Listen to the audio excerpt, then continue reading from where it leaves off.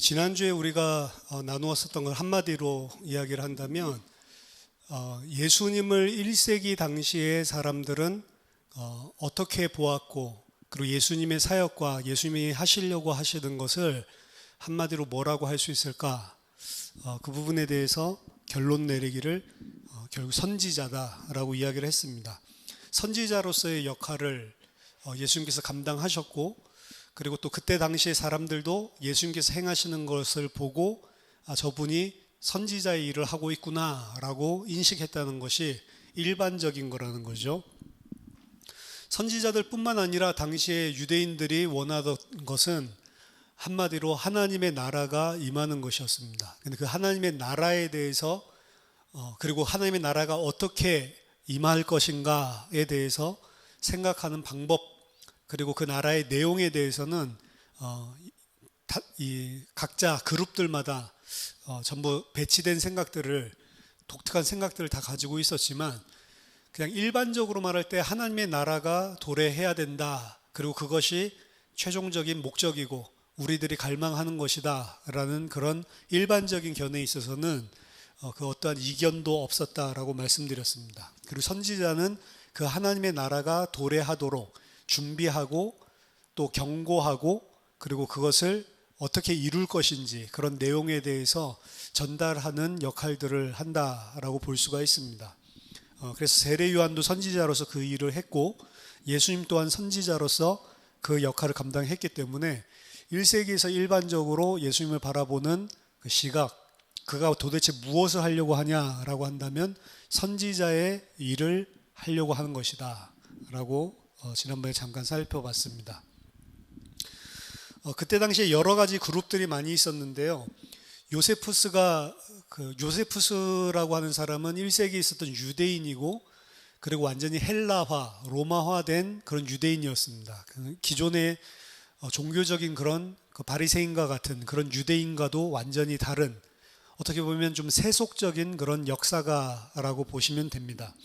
이 요세푸스가 그래서 적었던 그 역사 기록들은 어떻게 보면 세속적인 눈을 가지고 적었기 때문에 사실은 우리가 그 안에서 유익을 얻을까라고 생각할 수도 있지만, 거꾸로 본다면 좀 객관성을 가지고 이 기술한 역사다, 이렇게 볼 수도 있는 겁니다. 요세푸스가 그의 역사책에서 네 번째 철학이라고 불렀던 그룹이 있는데, 그 네 번째 철학이라고 불렀던 그룹은 질럿, 열심당이라는 사람들입니다. 그리고 이 열심당의 슬로건 또한 하나님의 나라가 임하는 것이었고, 자기들의 슬로건을 통해서 표현하고 있는데, 그 슬로건이 뭐냐? No king but God, 이런 슬로건이었습니다. 왕이 아니라 하나님만 있어야 된다. 오직 하나님이다. 왕이 아니고, 세속적인 그런 왕이 아니고 오직 하나님. 이게 그들의 슬로건이었습니다. 질롯, 열심당이라는 이름 자체는 로마를 제거하기 위한 그들의 시도가 열심이었기 때문에, 열정적이었기 때문에 붙은 이름이었습니다. 그들의 이러한 모든 행동들은 성경의 말씀을, 하나님의 나라가 임하는 최종적인 그 클라이맥스, 절정을 가져오게 하려는 하나님 말씀의 성취에 관한 것이었습니다. 언제든지 이론적으로 왕이신 하나님이 곧 자신의 강한 능력으로 그의 백성들을 구원해 주시고, 실제로 하나님 당신이 바로 참된 왕이다 라는 사실을 마지막 때에 드러낼 것이다 라고 이 사람들은 믿었습니다. 그 성경의 근거는 흔히 다니엘서 2장과 7장에서 보여주시는 하나님이 영원히 통치하고 다스리시는 왕국의 형태, 그렇게 믿었습니다. 그래서 왕이 아니고, 인간적인 왕이 아니고 하나님이 참된 왕이 되셔서 이스라엘을, 그리고 온 세계를 통치하는 그런 통치가 와야 된다. 그것이 그들의 최종적인 목적이다라고 볼 수 있는 거죠. 따라서 하나님의 나라다라고 하는 슬로건은 역사적이나 그리고 또 신학적으로 봤을 때 기본적으로 이스라엘이 섬기고 있는 바로 그 여호와 하나님이 이 세상의 참된 주인이시고, 시저나 당시에 쓰던 헤롯은 참된 주가 아니다라고 하는 주장을 내포하고 있는 것이었습니다. 한 하나님께서 이스라엘을 완전히 새로운 방식으로 통치하실 것이고, 그의 백성을 지금 이교도들에 의해서 다스려지고 있죠. 백성을 구원하시기 위해서 권능과 영광으로 이스라엘을 다시 찾아서 돌아오실 것이다 라고 그들은 믿었습니다. 그래서 그 통치가 오면 하나님은 악한 자들을 꾸짖으시고 새로운 공평과 평화의 통치를 이 땅에 세우실 것이다 라고 믿었습니다. 결국 하나님의 나라가 임한다 라고 하는 이런 개념에서 토라에서 이야기한 그 하나님의 왕국이 온전히 성취될 것이다 라는 의미였습니다. 그래서 이들은 그 통치가 임하게 되면 성전이 온전하게 재건이 되고, 그리고 그 약속의 땅은 그 하나님의 통치로 말미암아 정화될 것이다 라고 믿었습니다. 물론 그 정화에는 이교도들을 다 내쫓고 이스라엘이 주인된 그런 세상을 의미하기도 하는 것이었죠. 이스라엘의 하나님은 이제 제대로 하나님께서 임명하신 인물들과 그리고 그 방법들을 통해서 하나님이 의도하셨던 대로 하나님의 통치가 온전히 임하게 할 것이다 라고 믿었습니다. 여기에 대해서 유대인의 각각의 다른 그룹들은 바리새인도 있고 에세네파도 있고 또 좀 전에 살펴봤던 열심당원도 있고 여러 사람들이 있었죠. 여러 가지 의견이 있었지만 지금은 뭔가가 잘못되어 있다라는 공통적인 의식을 가지고 있었습니다. 따라서 지금 다스리고 있는, 지금 성전에서 하나님의 뜻을 행하고 있다라고 하는 권력층들, 대제사장들에 대한 대제사장직에 대한 변화가 반드시 일어나야 한다라고 이들은 생각을 하고 있었습니다. 일부 이들의 글들에 의하면 그것은 또한 메시아를 의미하기도 했습니다. 물론 그때 당시에 왕적인 인물에 대해서 기대하고 있다라고 하는 것은 우리가 생각하는 것처럼 참된 왕이 올 거다라고 하는 것은 우리가 그냥 쉽게 말을 하지만 일반화되거나 완전히 체계화된 것은 아니었습니다. 그래서 메시아라고 하면 사실 왕적인 개념이 강한 것인데 그 메시아를 보는 시각도 다양했죠. 쿰란파에서는 메시아가 한 명이 아니고 두 명이다. 그래서 정치적인 일을 하는 메시아, 그리고 대제사장직을 하는 메시아, 이 두 명의 메시아가 올 거다 이렇게 보기도 했고요. 하지만 하나님의 나라라는 슬로건을 세밀하게 분석을 해본다면 그들이 생각하는 것은 선지서와 시편, 특별히 이사야서 40장에서 55장에 나타나고 다니엘서에서 나오고 있는 그 마지막 때의 성취를 의미하는 것이었습니다. 하나님으로 말미암아 새로운, 하나님이 원하시는 대로 제대로 된 세상의 새로운 질서가 세워지고 그 안에서 이스라엘이 하나님의 백성이기 때문에 반드시 하나님께서 그들을 입증해 주시고 하나님에 의한 올바른 인물에 의한 하나님의 통치가 올 것이다. 그리고 이스라엘을 제외한 나머지 세계들은 그 상황이 오면 어떻게 되냐? 모두 다 예루살렘에 올라와서 하나님의 공평과 도를 배우게 될 것이고 하나님의 영광을 나타내고 이스라엘이 하나님의 백성이기 때문에 이스라엘의 통치를 받게 되는, 그게 이제 새로운 세계의 질서라고 하는 그들의 시각이었죠. 이러한 소망은 그림의 떡 같은 그런 신학적인 소망이 아니었습니다. 예수님 당시의 유대인들은 수백 년 동안 외세에 의해서 지배당해 왔었습니다. 그 중에서 이들에게 있어서 가장 고통스러운 가운데 견딜 수 없었던 것은 이교도들에 의해서 다스려지면서 그들이 부담하게 되는 높은 세금이나 그리고 자신들과 맞지 않고 또 하나님을 섬기는 데 맞지 않는 이질적인 법들 혹은 그들을 착취하고 압제하는 그런 잔혹함, 이런 것들이 그것 때문에 고통을 겪었죠. 하지만 최악의 고통은 아니었습니다. 그들이 이 모든 것들을 당하는 것이 하나님을 모르고 이방신을 섬기고 우상 숭배를 하는 이교도들에 의해서 처참하게 짓밟혀지고 있다라고 하는 사실이 이들에게는 가장 큰 고통이었습니다. 만약에 우리가 섬기고 있는 그분이 하나님이 맞고 이교도들이 섬기고 있는 그것은 우상이고 사람들이 만들어낸 종교에 불과하다라고 한다면 어떻게 이 이교도들이 거짓 신을 섬기고 있는 그들이 하나님의 백성을 다스릴 수 있겠냐라고 하는 딜레마가 생기는 거죠.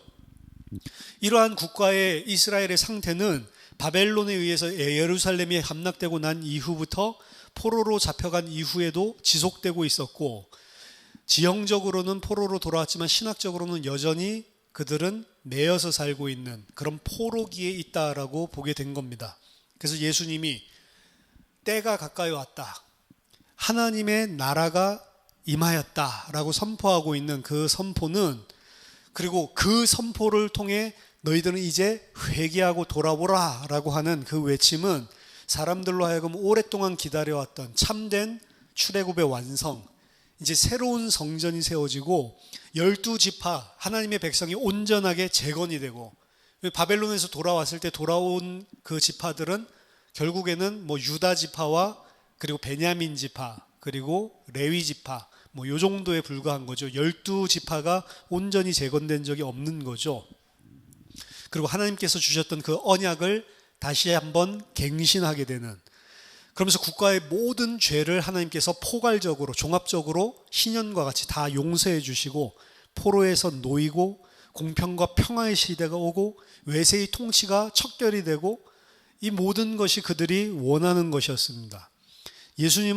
예수님께서 하신 메시지는 그들이 들었을 때 이제 이런 시대가 왔다라고 저 선지자가 선포하는 것이구나, 이제 마지막 이 전쟁이 시작되는 것이구나 라고 들리게 되는 거죠.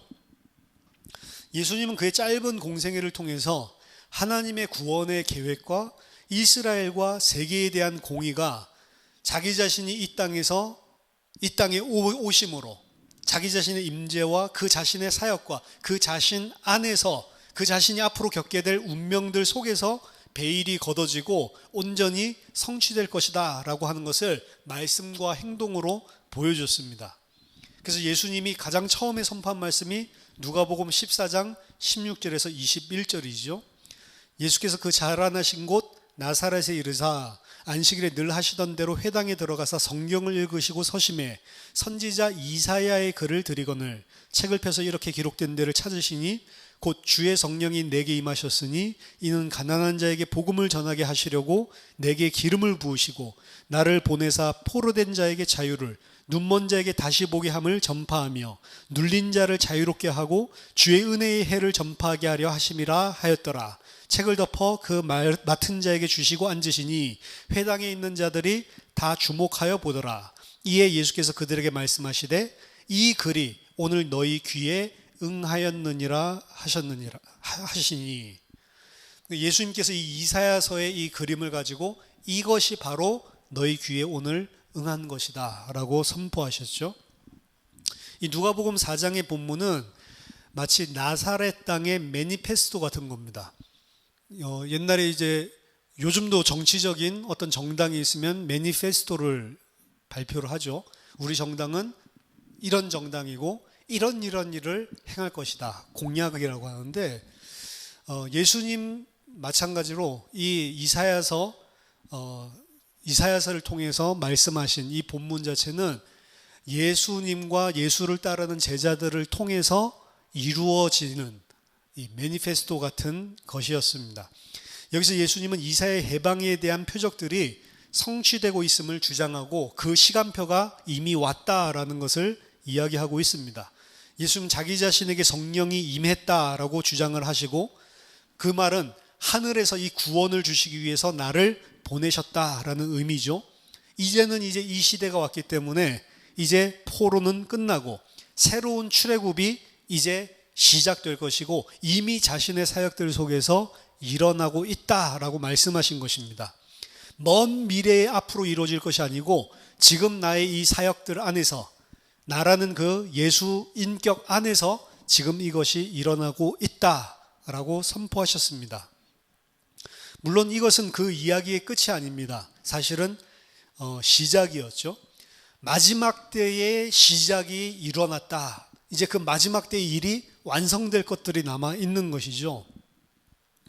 누가복음 4장 22절에서 30절 그 뒤에 말씀을 보면 그들이 다 그를 증언하고 그 입으로 나오는 바 은혜로운 말을 놀랍게 여겨 이르되 이 사람이 요셉의 아들이 아니냐. 예수께서 그들에게 이르시되 너희가 반드시 의사야 너 자신을 고치라 하는 속담을 인용하여 내게 말하기를 우리가 들은 바 가버나움에서 행한 일을 내 고향 여기서도 행하라 하리라. 또 이르되 또 이르시되 내가 진실로 너에게 이르노니 선지자가 고향에서는 환영을 받는 자가 없느니라. 내가 참으로 너에게 이르노니 엘리야 시대에 하늘이 3년 6개월 동안 닫히어 온 땅에 큰 흉년이 들었을 때에 이스라엘에 많은 과부가 있었으되 엘리야가 그중 한 사람에게도 보내심을 받지 않고 오직 시돈 땅에 있는 사렙다의 한 가부에게 뿐이었으며, 또 선지자 엘리사 때에 이스라엘에 많은 나병 환자가 있었으되 그 중에 한 사람도 깨끗함을 얻지 못하고 오직 수리아 사람 나아만 뿐이었느니라. 회당에 있는 자들이 이것을 다 듣고 다 크게 화가 나서 일어나 동네 밖으로 쫓아내어 그 동네가 건설된 산 낭떠러지까지 끌고 가서 밀쳐 떨어뜨리고자 하되 예수께서 그들 가운데로 지나서 가시니라. 자, 앞에서 이야기했었던 내용, 이사야서를 인용한 그 말씀은 듣는 자들이 전부 다 공감하고 와, 이제 그때가 왔구나 라고 하는 것들을 기대에 차서 들을 수 있고 이해할 수 있는 말씀이죠. 이제 하나님의 은혜의 해가 왔구나, 이제 드디어 희년 해방의 날이 드디어 왔구나. 근데 그 뒤에 22절부터 30절까지 하신 말씀은 예수님이 그 듣는 사람들이 전혀 기대하지 못하는 말을 덧붙인 것인 겁니다. 그거는 와, 이제 그때가 왔구나, 청중들이 막 기뻐하고 있는데 그 청중들에게 찬물을 끼얹은 거예요. 충격적인 내용인 것입니다. 뒤에서 이야기하는 건 뭐냐면 그때가 왔는데 그 하나님의 은혜를 받을 자들은 이스라엘 너희들이 아니다 라는 것입니다. 그 은혜를 입은 자들은 외인들, 외국인들, 부정한 자들, 쫓겨난 자들, 유대인들의 생각에서는 가장 하류션, 가장 부정하고 절대로 하나님의 나라에 들어오지 못한다고 생각했었던 그 아래에 속해 있던 사람들이라는 것입니다. 그것이 이제 이방인의 과부, 사렙다 과부 이야기를 한 거고, 그리고 나병 환자였었던 그런 이 아람의 나병 환자였었던 이 장군 나아만 이야기를 꺼낸 이유죠.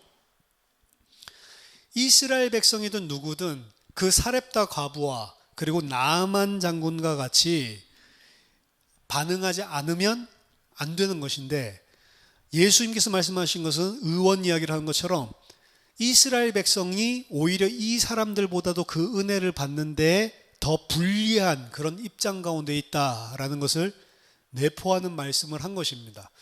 우리는 읽고서 이게 무슨 의미인지 모르지만 듣고 있었던 유대인들은 당장 이게 귀에 거슬린 거죠. 그래서 예수님을 낭떠러지에서 밀어뜨려서 죽여버리고 싶을 만큼, 어떻게 보면 그들을 굉장히 공격적으로 예수님이 그들을 욕보인 것처럼 이들이 느꼈단 말이에요. 당황했다는 거죠. 이 사실은 그래서 그동안 오랫동안 신앙으로 가져왔던 하나님의 이방인에 대해서 이스라엘 백성을 입증해 주신다라고 했었던 그들의 믿고 있었던 신념에 찬물을 끼얹은 것이었습니다. 하나님의 신적인 심판을 받아야 될 대상들이 하나님의 은혜를 입게 된다, 이런 이야기예요. 완전 반전이죠. 이들은 이교도들과 모든 이방인들이 하나님의 심판을 이 하나님의 나라가 오면 받아야 된다라고 생각을 하고 있었는데, 그게 아니고 그 사람들이 하나님의 은혜를 오히려 받게 된다라고 거꾸로 이야기를 하고 있기 때문입니다. 그래서 그들이 바로 이스라엘 백성이 육신적인 이스라엘이죠. 하나님의 입증을 받게 되는 게 아니고 그 이교도들이 오히려 하나님의 입증을 받게 된다는 말이에요. 그러니까 이 사람들이 경노할 수밖에 없었던 거죠. 예수님의 말씀에 의하면 그들이 선택된 민족이기 때문에 확신을 가지고 있었는데, 그들에게 이 용서와 희년이 메시지가 임하지 않을 것이라는 겁니다. 그들은 나는 아브라함의 자손이고 나는 아브라함의 이스라엘 백성이기 때문에 나는 반드시 이 하나님의 입증을 받고 구원받는다라고 하는데, 그리고 그 희년을 기다리고 있었는데 그 하나님의 입증할 시간표와 희년이 오면 그들은 제외되고, 오히려 그들이 생각했을 때 심판받고 저주를 받아야 된다고 생각했었던 그런 자들이 이 메시지를 통해서, 예수님 메시지를 통해서 오히려 그 은혜를 입게 된다는 거죠. 그래서 자신들이 그냥 무분별하게 하나님의 백성이고 언약의 백성이고 선택받은 민족이다라고 생각했었던 그들의 생각에 경종을 울리고 경고하는 메시지를 하신 것입니다. 이거는 예수님만 하신 게 아니에요. 사실은 세례 요한의 메시지도 우리가 복음서를 통해 보면 세례 요한도 똑같은 메시지를 전했죠. 근데 예수님은 세례 요한에서 더 나아간 부분이 있습니다. 그건 뭐냐면 이방인들이 바로 이 은혜 혜택의 중심이 될 것이다 라고 이야기를 하고 있기 때문에 그렇습니다. 하나님의 새로운 질서의 능력은 내부인을 외부인으로 바꿔버리고 외부인이 내부인이 된다는 거예요. 초청받은 자들은 바깥으로 내어 쫓기고 구경꾼들, 바깥 행인들은 혼인잔치에 강제로라도 밀어서 들어오게 하신다는 것입니다. 먼저 된 자가 나중되고 나중된 자가 먼저 되는 거죠. 그래서 하나님은 하나님께서 말씀하신 대로 행하실 것은 맞지만 그것은 이스라엘이 생각하지 못했었던 반전, 역전을 일으키면서 이루어질 것이다 라는 것입니다. 예수님의 모든 비유 그리고 모든 사역 속에서 이 반전의 내용들은 계속해서 반복되고 있습니다. 하나님의 나라가 임했다라고 예수님께서 외치시는 것과 그 나라가 실제로 임했다라고 하는 것은 사실은 좀 갭이 있죠. 예수님은 단순하게 이제 하나님의 나라가 임했다라고 말만 하시는 분이 아니었습니다. 그래서 예수님의 사역들 속에서 하나님의 나라가 실제로 임하셨다라는 것을 보여주기 위한 것이 성령의 능력으로 귀신 쫓아내시는 장면들이에요. 귀신을 그냥 단순하게 쫓아내는 것이 아니고 능력을 행하는 게 아니고 하나님의 나라가 왔다라고 이미 도래했다라고 외치는 그 말씀이 사실이라는 것을 실제 사역들 속에서 보여주고 증명하시는 것입니다. 귀신이 내어 쫓겼다라고 하는 것은 예수님이 사단의 나라가 이제 약탈당했다라고 하는 사실을 보여주는 것이었습니다. 병든 자들을 치유했다라고 하는 것도 단순하게 병든 자 치유하는 것이 아니고 예수님은 병을 고치시면서 그 죄를 용서한다라는 개념을 심어놓죠. 중풍병자에게 네 죄가 이미 용서를 받았다라고 선포하죠. 병 낫는 것보다 이것이 훨씬 더 사실은 어려운 일인데, 그렇죠? 병도 낫게 해주셨지만 죄의 용서에 대한 부분도 선언을 하시는 것이었습니다. 그건 단순하게 목회적인 위안을 주려고 하신 행동이 아니고 회개하는 자에게 그리고 예수님께서 죄를 용서해 주는 그런 권세가 있고 국가적인 죄에 대한 사면이 일어나고 있다. 하나님의 나라가 도래하면서 하나님의 나라 속에 국가적인 사면이 일어나고 있다. 누구를 통해서? 자신을 통해서 일어나고 있다라는 사실을 보여주시는 것입니다. 그래서 죄에서 해방되어지는 권세가 이 하나님의 나라에 도래한 하나님의 나라에 누구에게 위임되었냐? 자기 자신에게 위임되어 있음을 선언하신 것입니다. 이 일은 실제로 어디서 일어나야 되는 일이냐면 죄의 용서는 한 곳에서만 일어나야 돼요. 그게 예루살렘 성전입니다. 성전에서 행하는 모든 희생제사의 절차와 그곳에 있는 대제사장들, 레위인들의 섬김을 받아서 그대로 행해야만 죄는 용서되는 거예요. 그게 율법입니다. 근데 예수님께서는 그것과 대조적인 것들로 사실은 충격을 주고 있는 거예요. 예루살렘 성전에 가지도 않았는데 예수님을 통해서 죄가 용서된다? 대속죄 이래 대제사장이 이스라엘의 죄가 용서받았음을 선포하는 것처럼 예수님은 자신에게 그 죄를 속죄할 수 있고 선포할 수 있는 대제사장적인 권세가 하나님으로부터 주어졌다라는 것을 말하고 있는 것입니다. 그리고 그 죄 용서가 실제로 자신에게 위임됐다는 증거로 병을 고치시는 거죠. 그래서 예수님이 용서하신 그 대상자들은 대부분 보면 하나님의 은혜의 경계 안에 들어오지 못하는 자들이 대부분이었습니다. 가늠한 자, 세리들, 그리고 정결하지 못한 자, 그리고 각종 여러 가지 율법에 의해서 이 유대 커뮤니티에서 쫓겨난 나병 환자 같은 자들, 그리고 이방인들, 이런 사람들이죠. 예수님은 유대인들이 비웃었던 그 사람들을 오히려 이 속으로, 그 은혜와 죄 용서 속으로 끌어들이고 있음을 보여주시고, 오히려 그 사람들을 경멸했었던 유대인들을 그 은혜의 영역에서 밀쳐내시는, 그래서 은혜의 경계선이 그들이 생각했었던과 반대로 새롭게 주어진다라고 하는 것도 계속해서 자신의 그 사역들 속에서 상정하고 반복적으로 보여주고 계시는 거죠. 이것은 하나님의 나라 안에서의 이스라엘의 위치라고 하는 예수님의 메시지에 대한 핵심적인 주장을 다시 한번 살펴보게 만듭니다. 첫째로 예수님은 전체 이스라엘의 성경 속 이야기에 근거해서 창조주 하나님은 처음부터 그의 피조물 안에 있는 문제를 이스라엘을 통해서 다루실 것을 의도했다라고 믿고 있었습니다. 이스라엘은 단지, 그러니까 이스라엘을 예수님은 어떤 생각을 가지고 바라보냐면 이스라엘을 위한 것이 아니라는 거예요. 이스라엘은 왜 이스라엘이 필요하냐? 하나님이 창조하신 모든 피조물 안에 발생한 문제를 해결하시는데 누구를 통해서 하냐? 이스라엘을 통해서 하시는 거예요. 그러면 하나님의 포커스는 뭐라고 예수님은 보고 있냐면 이스라엘이 아니고 이스라엘이라는 매개체를 통해서 모든 피조물을 회복시키는 것. 그 예수님의 관심, 하나님의 관심은 모든 민족, 모든 세계를, 모든 피조계를 회복시키는 것. 이스라엘을 택한 것은 이스라엘을 회복시키려는 게 아니고 그들을 도구로, 매개물로 모든 창조, 피조계를 회복시키는 것.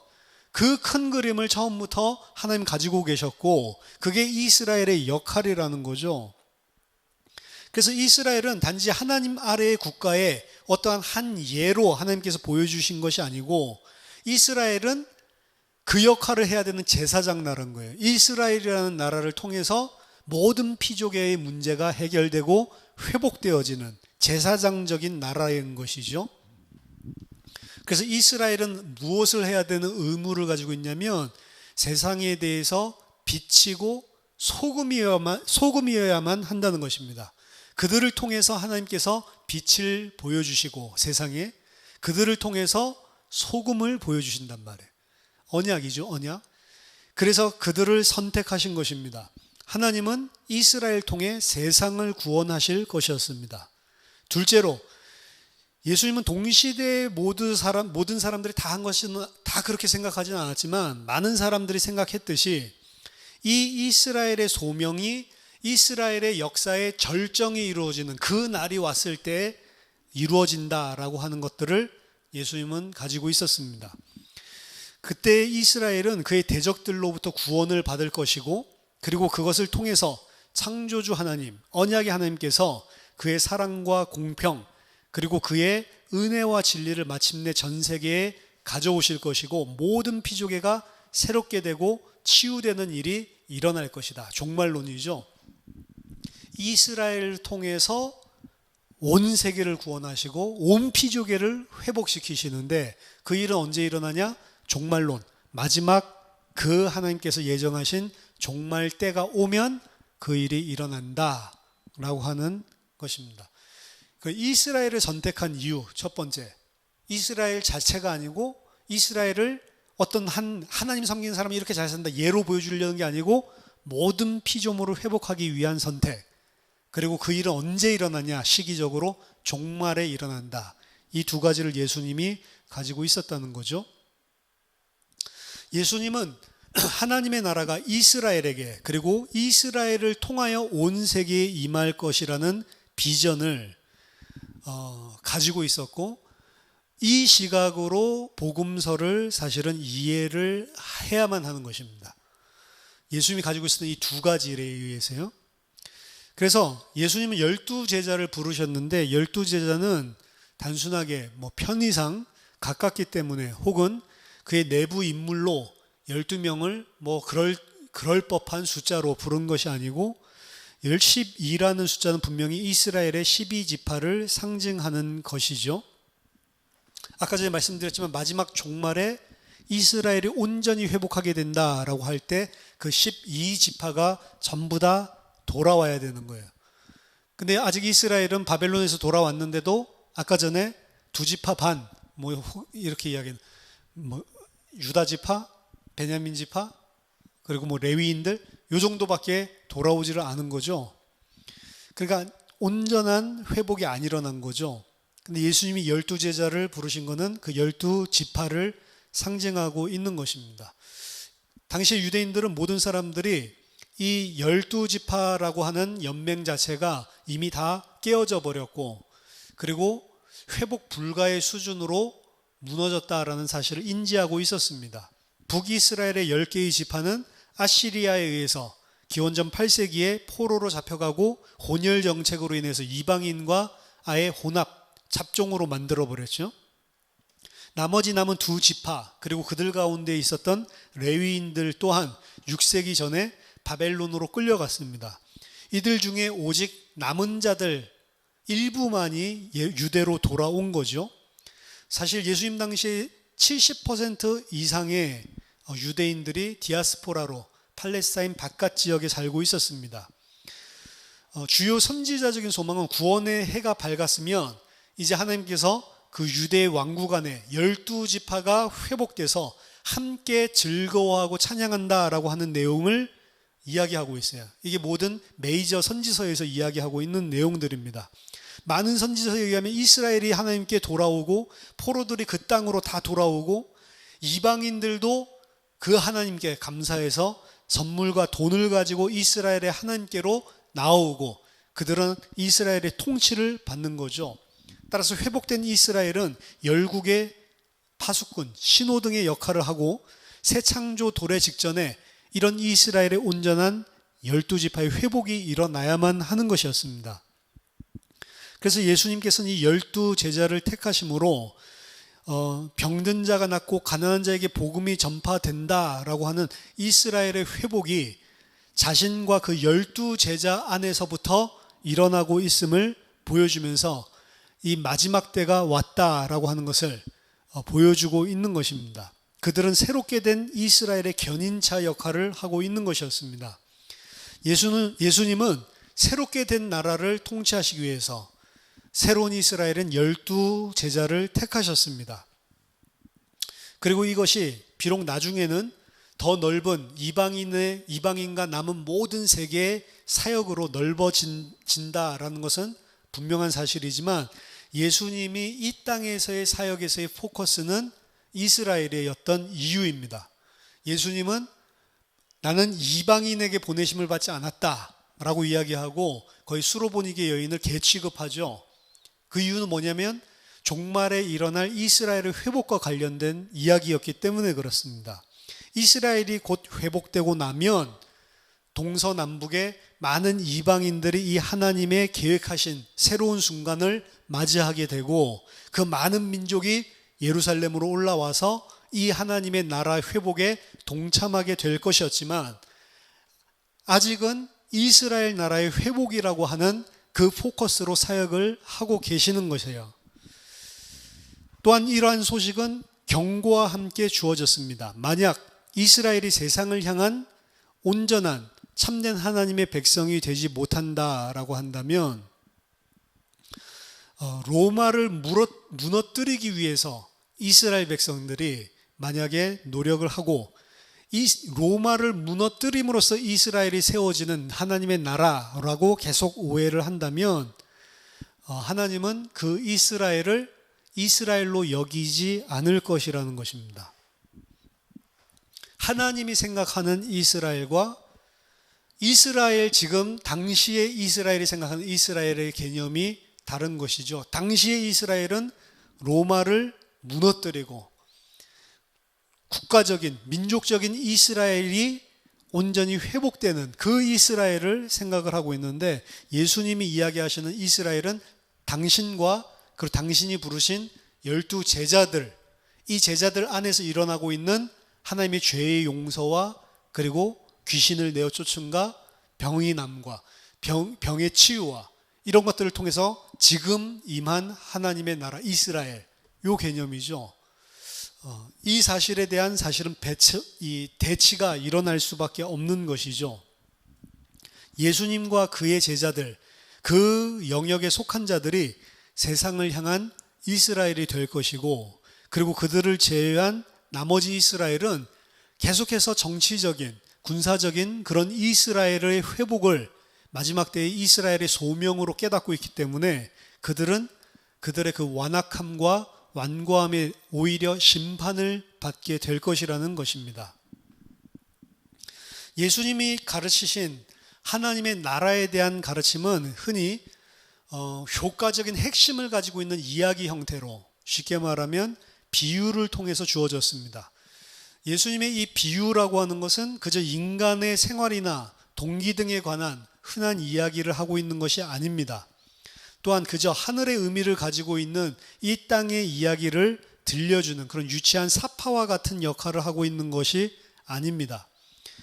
계속 반복해서 비유들은 이스라엘의 성경과 유대인들의 이야기들을 통해서 이스라엘이 늘 사용하고 있었던 성경 안의 이야기, 그리고 이스라엘이 비공식적으로 그때 당시 1세기에 있었던 이스라엘 사람들이 늘 하나님에 대해서, 하나님의 나라에 대해서 이야기하고 있었던 공통적인 그런 이야기, 그런 유대인들의 이야기 내러티브에 뿌리를 내리고 있는 게 예수님의 비유예요. 예수님이 전혀 없었던 이야기를 한 게 아니라는 거죠. 유대인들이 그때 당시에 일반적으로 사용해서 알고 있었던 구약 성경에서 나왔었던 이야기, 유대인들이 일반적으로 구약 성경에는 공식적으로 들어가 있지 않지만 통용되고 있었던 그 이야기들을 가지고 그들이 생각하는 것과 전혀 다른 핀트에서 예수님께서 이야기를 하신 게 이 비유 이야기라는 것입니다. 그래서 그 이야기는 유대인들의 내러티브에 뿌리를 두고 있었던 것이었고, 그것들은 그들이 생각하고 있었던 그 이야기들의 관점을 예수님께서 그 비유를 통해 새롭게 재조명을 하면서 그들의 새로운 관점에 초청을 하고 있는 것이었습니다. 따라서 그들에게 새로운 정보를 전달하기도 하지만 기존에 가지고 있었던 그들의 가치관과 생각들에게 충격을 주는 형태로 정치적인 이야기들을 하고 있는 거예요. 그들은 정치적인 메시아, 그 하나님의 나라를 꿈꾸는 방식으로 그 이야기들을 다 이해하고 있었고, 그들은 그 이야기들을 다 이스라엘 백성 선민적인 입장에서, 우리가 선택받은 민족이다라는 입장에서 자부심으로 가지고 있었던 이야기라는 거죠. 그런데 예수님 그 이야기들, 그들이 가지고 있었던 그 고정관념들을 다 틀린 것이라고 깨트려 버리는 거예요. 패러다임 자체를.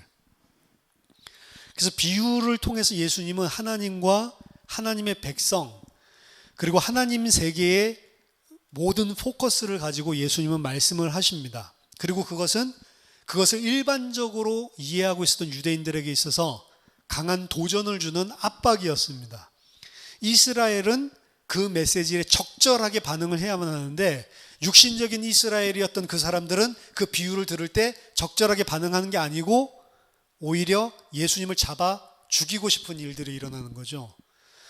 아까 전에 이사야서랑 똑같습니다. 이사야서 그 이야기를 하면서 희년의 해가 지금 왔다, 하나님의 나라가 지금 임하였다라고 이야기했을 때는 와, 환영을 했는데, 근데 그 하나님의 나라의 주인공은 누구냐? 사렙과 과부, 나아만 장군 같은 사람들이지 너희가 아니다. 이랬을 때 이 사람들이 압박을 받고 멘탈에 붕괴가 오고 예수님을 심지어는 죽이고 싶어 할 만큼 대적하는 위치로 만들었던 것처럼, 비유 또한 마찬가지. 하나님에 대해서 이야기하고 하나님의 나라에 대해서 이야기하고 그 하나님의 나라의 주인공이 될 이스라엘에 대해서 이야기를 하는데, 그게 그들이 가지고 있었던 관념들과 전부 다 이 대치가 일어나는 거죠. 충격적인 이야기들을 하고 있는 거죠. 제일 중요하게 이야기하는 씨 뿌리는 비유, 그리고 돌아온 탕자, 이 두 가지 이야기는 예수님이 하나님의 드라마 속에서 이스라엘의 위치가 무엇인지에 대해서 다시 이해시키고 있는 것입니다. 이 이야기들은 예수님이 만들어낸 것이 아니고 유대인들에게는 아주 흔한 그런 이야기들인데, 그 이야기를 어떻게 이해하고 있느냐, 경쟁 관계에 있는 그 사람들을 사실은 전복시키는 내용들을 담고 있는 거죠. 자, 씨 뿌리는 비유에 대해서 잠깐 보면 어떻게 많은 사람들이 복음을 들으면서도 실패하는 반응을 하는지, 어떻게 해야 우리는 옥토로서 바르게 반응을 해야 하는지, 그런 이야기가 아닙니다. 그것보다는 예레미야에서도 그리고 이사야에서도 계속해서 이야기가 나오고 있는 하나님이 포로기 이후에 그 땅에 그의 백성을 다시 심으시는 이야기들을 하고 있는 것입니다. 그 이미지를 가지고 씨 뿌리는 이야기를 하고 있는 거예요. 그들은 포로에서 돌아오기 전에, 그들이 이스라엘로 돌아오기 이전에 새로운 식물들, 새로운 관목들이 생겨날 것이었습니다. 하나님은 약속하신 땅에서 엄청난 추수할 것을 생산할 것이지만 그것은 그들이 생각하고 상상했던 방식으로 일어나지 않는 거라는 거죠. 그래서 거기에서 이야기하고 있는 그 옥토 말고 세 가지죠. 길가, 그리고 돌짝밭, 그리고 가시덤불. 그거는 특별한 사람들을 이야기하고 있는 것이 아니고, 그리고 오늘날에 말씀 잘하는 사람 이야기하고 있는 게 아니고, 그때 당시 예수님이 비유와 사역을 하고 있을 때 반응하고 있었던 바리새인들과 유대인들과 종교인들의 모습을 그대로 이야기를 하고 있는 것이었습니다. 예수님께서 그 비유를 하실 때, 그래서 배경이 예수님 주위에 있는 바리새인들과 예수님을 대적하는 대척점에 있는 사람들과 그리고 죄인들, 그 환경 속에서 예수님께서 그 메시지를 주시는 거거든요. 그래서 그 메시지를 듣고 열렬하게 환응한 사람들은 누구였냐면 죄인들이었어요. 거꾸로. 그래서 그 메시지 자체가 지금 예수님의 사역들 안에서 일어나고 있는 일을 비유를 통해서 이야기하시는 거고, 하나님의 나라가 그런 식으로 이루어지고 있고 그런 식으로 지금 임했다라고 하는 것을 사실은 보여주고 있는 것이었습니다. 앞으로 있을 일이 아니고 예수님 당시에 일어나고 있었던 그 대상들 앞에서 바로 선포한 메시지라는 거죠. 탕자의 비유 또한 여러 가지로 이해를 하지만 대부분 1세기 유대인의 청자였다면 사실은 중요한 것을 한 가지 놓치는 경우가 많습니다. 악당 같은 작은 아들이 멀리 이교도의 나라에 갔다가 집으로 돌아오는 것이 놀랍게도 환영받는다라고 하는 것은 당연히 포로와 회복의 이야기예요. 이스라엘이 자기 자신을 탕자에 자기 자신을 이입해서 보는 거죠. 바벨론으로 포로로 갔다가 드디어 회복이 되는, 이것은 예수님 동시대 사람들이 이 이야기를 들으면서 듣고 싶어하는 그런 회복의 이야기입니다. 그리고 예수님은 이 이야기를 포로에서 돌아오는 것은 바로 자기 자신의 사역 안에서, 그리고 자신 안에서 일어나고 있다라는 점을 가르치기 위해서 사실은 이 비유를 하셨는데, 이 비유는 하나님의 죄인들에 대한 용서, 그리고 하나님께서 어떻게 용서하시는지 그런 일반적인 진리를 가르치기 위해서 주신 그림은 아닙니다. 물론 당연히 그렇게 이해될 수는 있지만 그것은 예수님의 사역 안에서 일어나고 있는 일들에 대한 통렬한 상황적인 구체적인 메시지입니다. 씨 뿌린 비유와 똑같습니다. 구체적으로 말씀드린다면 누가복음 15장에서 이 이야기를 하는데, 누가복음 15장 1절 2절 보면 이 메시지를 할 때도 세리와 죄인들이 이 말씀을 듣기 위해 가까이 예수님께 나오고 그 사실을 보고 바리새인과 서기관들이 원망하고 있는 거죠. 이 사람이 죄인을 영접하고 그들과 함께 음식을 먹는구나 라면서 원망하고 있습니다. 이 상황에서 이 비유를 하시는 거죠. 비유의 틀입니다. 이것이 예수님이 외인들을 환대하시고 죄인들과 식사를 한다라고 하는 그 상황 속에서 이 탕자의 비유를 하고 계시는 것입니다. 따라서 예수님께서 이야기하신 건 이들이 바로 하나님 나라에 들어오는 것이 맞다라는 것을 증명하기 위해서 그 이야기를 하고 계시는 거죠. 죄인들로 여겨진 사람들과 식사를 하는, 명백하게 유대인들에게 무리를 일으키는 예수님의 관습, 그 파티는 바로 예수님의 공적 사역의 중심적인 성격이었습니다. 예수님이 가는 곳마다 떠들썩한 잔치가 일어났어요. 그리고 예수님은 거기에 있는 모든 종류의 사람들을 다 환영했습니다. 이 사실은 모든 신약 성경학자들이 다 인정하는 이야기예요. 하지만 당시에 이러한 예수님의 모습은 하나님의 나라가 시작되었다면 일어나야 할 당시 유대인들의 시각, 비전과는 완전히 배치되는 것이었습니다. 그리고 사실 그것 때문에 화가 난 거죠. 하나님의 나라가 임하고 그 파티가 일어난다면 그 자리에는 절대로 세리와 죄인들은 있을 수가 없는 거예요. 그래서 그들은 예수님을 보고 술과 고기를 탐하고 세리와 죄인들의 친구다라는 식으로 예수님을 폄하하고 예수님을 욕했습니다. 현명한 랍비이고 치료를 하고 심지어 선지자적인 능력을 하나님이 입증해 보여주시는 이 예수라는 사람이 진짜로 대단한 선지자구나 라고 쫓아왔는데 알고 보니까 술과 고기를 탐하고 부정한 자들과 가까이 하고 죄인들과 즐겨 먹고 이런 모습을 보면서 이런 사람이 어떻게 하나님이 보내신 선지자가 될 수 있는가? 그러니까 귀신 들렸구나 이 사람이, 이런 식으로밖에 바라볼 수가 없는 거죠. 왜 이 예수는 그런 어마어마한 하나님이 함께 하시는 일을 분명히 하나님이 입증해 보이는 그런 선지자 같은데 이런 평판을 걱정하지도 않고 저런 자들과 어울려 다니는가? 왜 이스라엘의 예배에서 요구하는 정결에 대해서 전혀 신경을 쓰지 않는가? 선지자라면 이러한 사람들을 꾸짖고 훈계하고 혼내서 바른 길을 가도록 해야 되는 것 아닌가? 근데 예수님은 그들이 그렇게 이야기하는 데에 대해서 아픈 자가, 병자가 의원이 필요한 거지 자기 스스로 건강하다고 하는 사람은 의원이 필요치 않다라고 그들을 무시해 버린다는 거죠.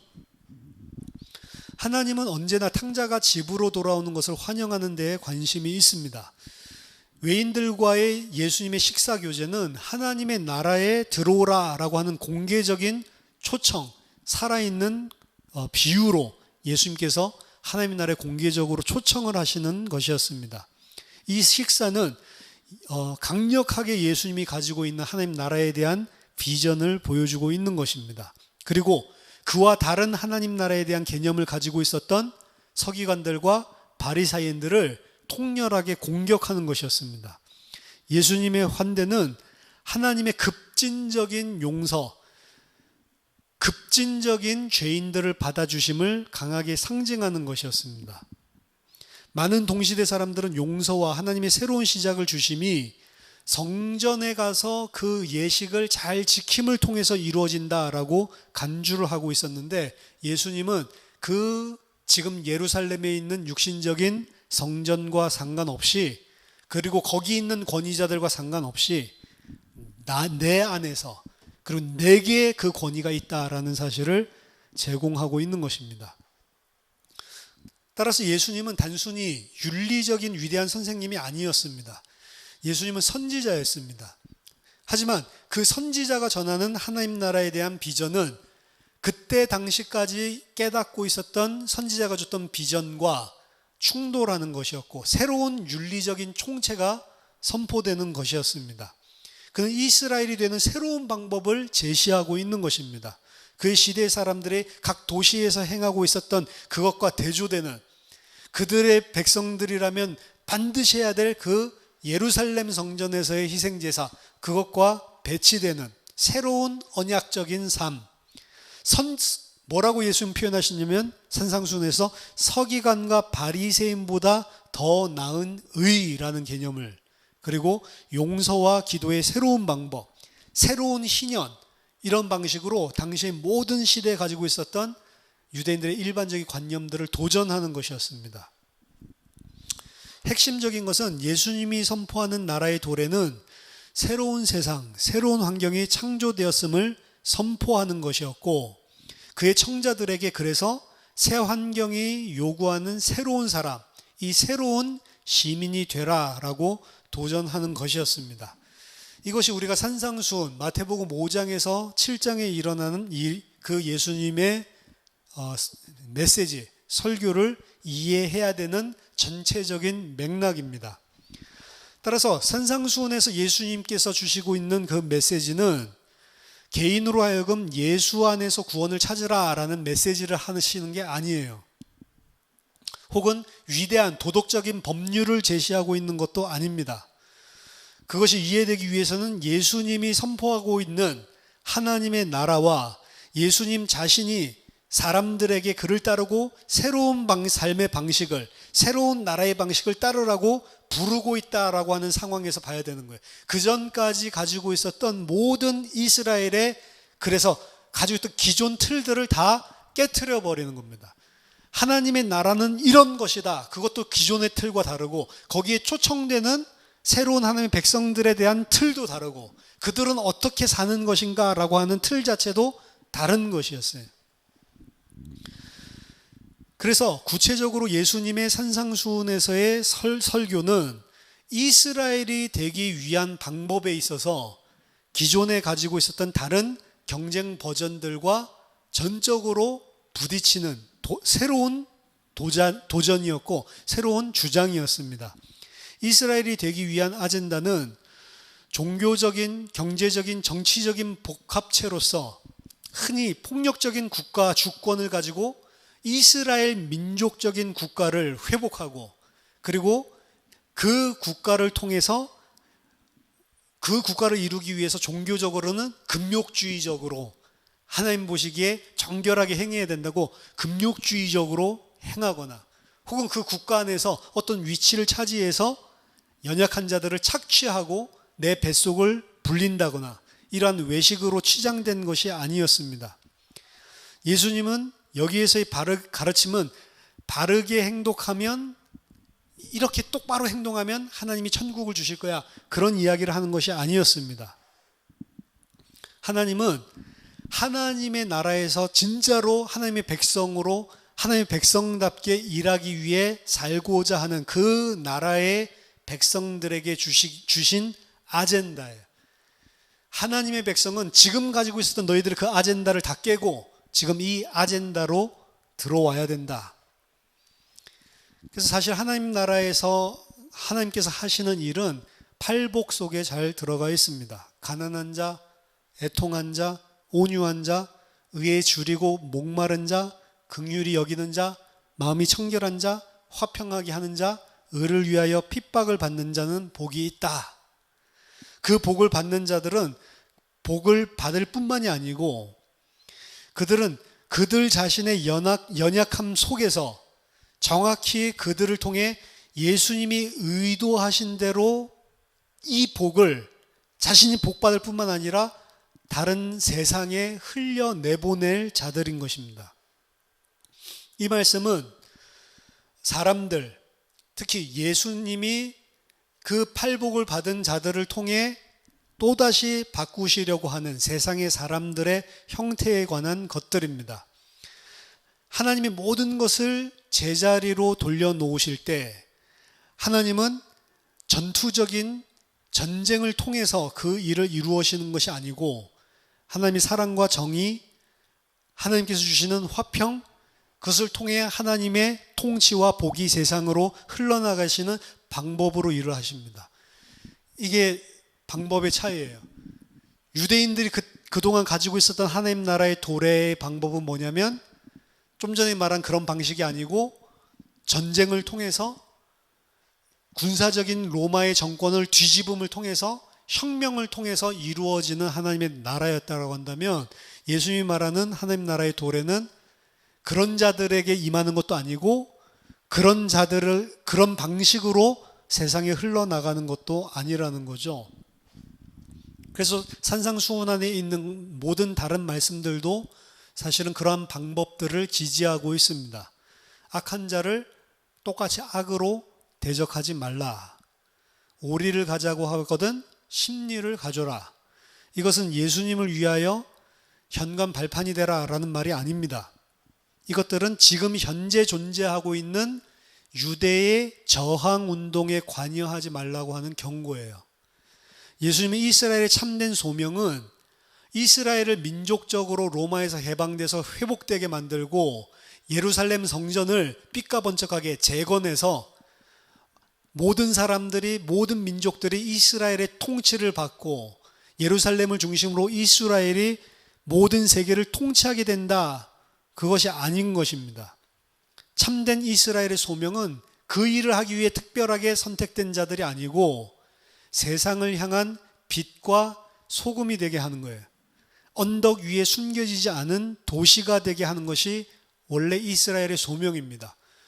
이스라엘은 그 소명 때문에 부르심을 받은 구약의 제사장 나라이고, 그 제사장 나라를 택하신 이유는 그 제사장 나라가 중요한 게 아니고 모든 피조계를 온전하게 회복하기 위한 거란 말이에요. 그래서 이스라엘은 뭘 하는 거냐? 세상을 향하여 세상과 소금과 빛이고, 그리고 모든 세상이 다 볼 수 있도록 언덕 위에 숨겨지지 않은 도시라고 하는 소명을 받은 자들이에요. 이것이 새로운 시대에 새롭게 된 이스라엘이고 그 이스라엘의 소명입니다.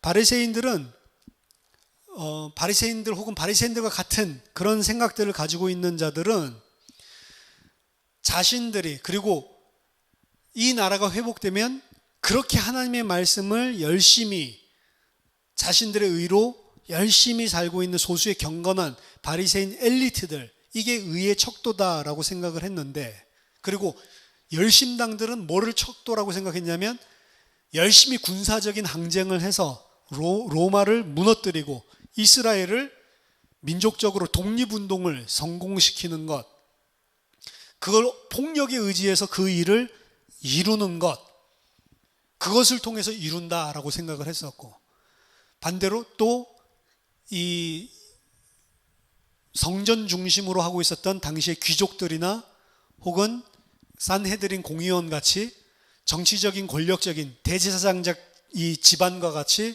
모든 종교적인 것들을 자신의 육신의 배를 채우려고 하는 자들은 헤로디안들처럼 유대인의 옷에 헬레니즘의 옷을 입고 타협하고 어쨌든 잘 살아보는 게 하나님의 나라다라고 생각을 했었는데, 이러한 것들이 아니라는 거죠. 산상수훈에서 이야기하는 것은 하나님 나라의 말씀의 진리를 엿본 자들과, 그리고 그 사실을 발견한 자들을, 그 자들은 어떤 자들이고 그 자들은 왜 하나님께서 택하셨는지 소명에 대한 이야기들을 하고 있는 것입니다. 이게 세부적인 주제가 아니고 전체적인 맥락 속에서 산상수훈이 전달하고 있는 내용이에요. 가치관을 다 깨고 있는 것입니다.